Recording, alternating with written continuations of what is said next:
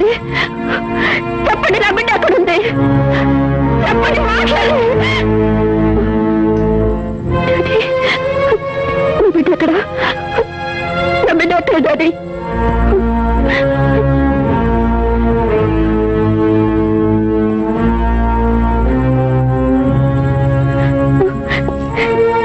Please daddy, చెప్పండి, నా బిడ్డ ఎక్కడ? వీళ్ళేం మాట్లాడటం లేదు, మీరైనా చెప్పండి. నా బిడ్డ ఎక్కడ ఉన్నాడు, ఏమయ్యాడు? అసలు వాళ్ళకి నా బిడ్డ నాకు చూపించడం లేదు. ప్లీజ్ చెప్పండి, నా బిడ్డ ఎక్కడ? సారీ బేబీ, నీ బిడ్డ పుట్టక ముందే చనిపోయాడమ్మా.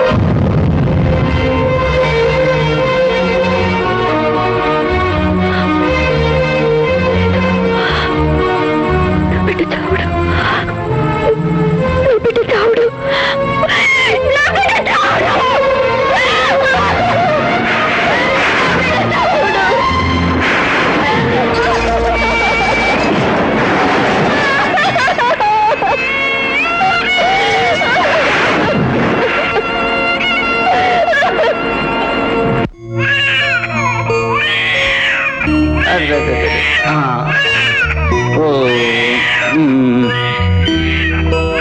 ఏడవకురా బాబు, ఏడవ.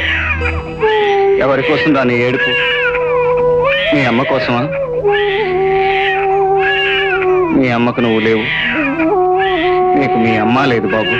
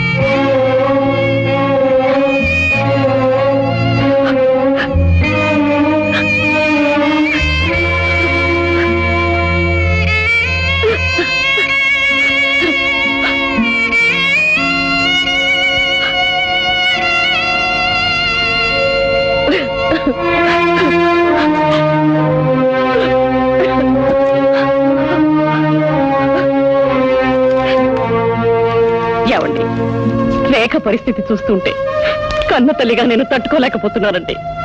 ఆ బొమ్మని తన బిడ్డగా భావిస్తోంది. నన్ను చూడగానే ఆ బొమ్మని నేనేం చేస్తానో అన్నట్టు నాకు కనిపించకుండా దాచేస్తోందండి. మనమేదో తనకు అన్యాయం చేసినట్టు, తన బిడ్డ చనిపోయాడని అబద్ధం చెప్పినట్టు భ్రమపడుతోందండి. మాలిని, ఈ లోకంలో ఎవరినైనా ఏ విధంగానైనా మోసం చేయవచ్చునేమో, కానీ తన బిడ్డ బ్రతికుండగానే చనిపోయిందని చెప్పి ఒక కన్న తల్లిని మోసం చేయలేము. ఏమిటండి మీరనేది? రేఖ బిడ్డ బ్రతికున్నాడా? మరి మరి మీరు ఆ రోజు అబద్ధం చెప్పాను. నా కన్న కూతురు భవిష్యత్తు బాగుండాలని, పీడకల లాంటి తన గత జీవితాన్ని మరిచిపోయి మళ్లీ పెళ్లి చేసుకుని నా కళ్ళ ముందు కళకళలాడుతూ ఉండాలని తనకి, నీకు, ప్రపంచానికి అబద్ధం చెప్పాను. నిజానికి రేఖ బిడ్డ చనిపోలేదు, నేనే ఒక అనాథాశ్రమంలో వదిలిపెట్టాను. ఎంత పని చేశారండి, ఎంత పని చేశారు.